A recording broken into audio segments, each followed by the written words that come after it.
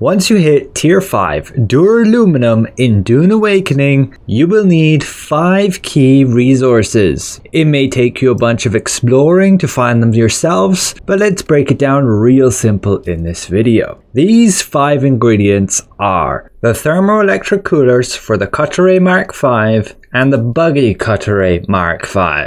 Then for your Assault Ornithopter, you will need a hydraulic piston and military power regulator. And you will also definitely want the Power Pack Mark V, but you need Irradiated Slag. And finally, you can already start collecting Spice Sand to get Spice Melange. This is the highest value resource, which again, you can already start collecting. Nothing is worth more. And the amount of water it costs to refine it is just insane. And you can already create this basic refinery here, and then some items like the wind turbines already need the Spice Melange. As a bonus one for the aluminium tier, if you've not already got the Insulated Fabric to get these higher capacity water bottles, make sure you go ahead and do so. Potentially for the blood sacks too. I'll cover how to get that at the end of the video. So we'll begin with the Thermoelectric Coolers. These are probably the most tricky to obtain. They don't actually drop anywhere in the map. You will have to go to a new location.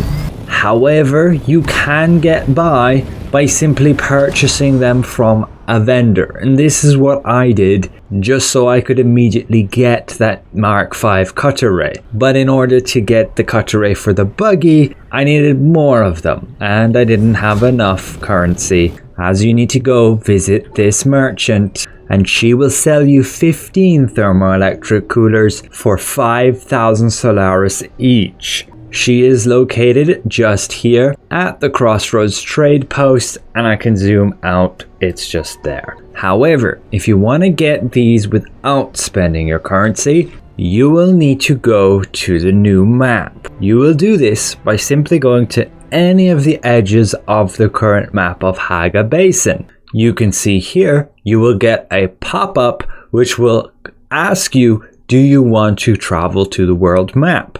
You just click accept and you end up in this weird place. Once here, just go all the way to the top left, follow this, we've passed the fuel depot, and you find the deep desert. You just left click and your little guy will make its way. The deep desert is absolutely massive. Once your little ship gets there, you get the confirmation do you actually want to go there. Just be aware, the first section with all the rocks and which is like above the majority of the desert is PvE. Everywhere else is PvP if you go out there in the dunes. What you will need to look for are going to be these eco labs. They pretty much all have the same design as far as I found. You can maybe see it a little bit better when I fly towards it. Basically this slit in like the concrete. These will play out like many of the other testing stations you may have gone through. However, just be aware you're going to have to be prepared to fight, because some of these like lock you in situations in rooms where you can't progress unless you actually clear the room. These guys take quite a few hits to beat up as they're pretty beefy. But when you go to open these chests, they will give you Thermoelectric Coolers. Like both those chests gave me 3 and this chest gave me 13. What's pretty great is you also get intel here. So that's very simply how you will get all the Thermoelectric Coolers you will need. Now let's have a look at how to get those military power regulators and the hydraulic pistons. Both drop in the same place, and that will be the outpost down here. You don't need a radiation suit for it, but the area around it you do, like when you farm your jasmium. You can get away with not flying here by going along these, say, outcroppings, and this then right here is the base. The enemies are pretty tough, but you don't necessarily have to kill them if you're quick. You can grab the chests and they will give you these military power regulators, like we just got 6 there,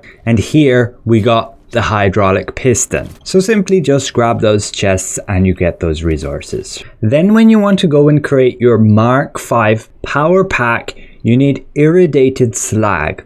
For this, you need to have that radiation suit.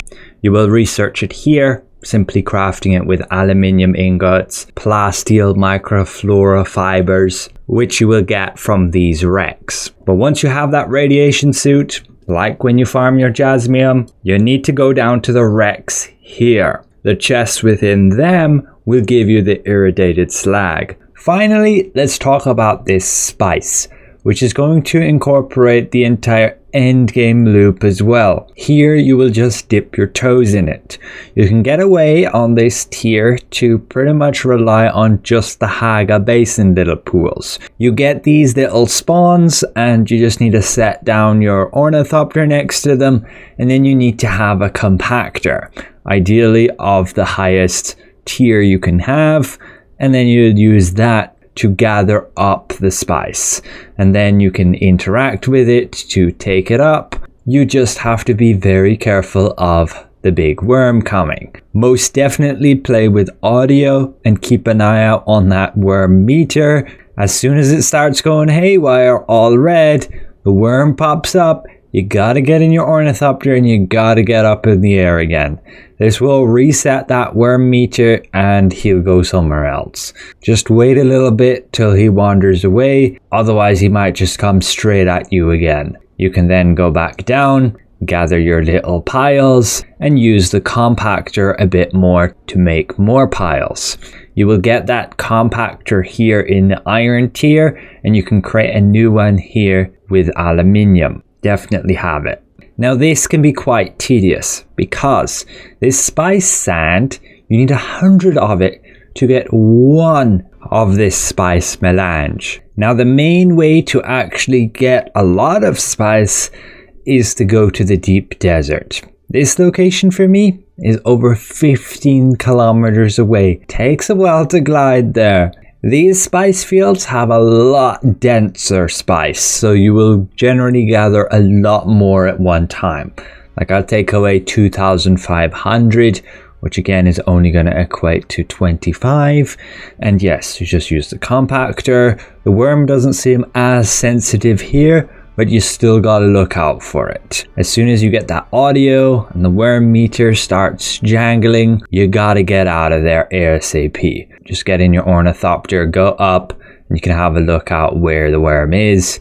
And again, he should just wander off. You can offload your stuff into your ornithopter, let him go off a bit, and then you can go back down to actually continue gathering your spice. Now to find these spice fields, well, you can look out for the explosions, the big plumes, and that's generally where these will be located. Same in Haga Basin, it will generally denote that there are some then locations of spice. But yes, the deep desert is quite the different experience. It's super big, and you may run into other players who are actually hostile to you.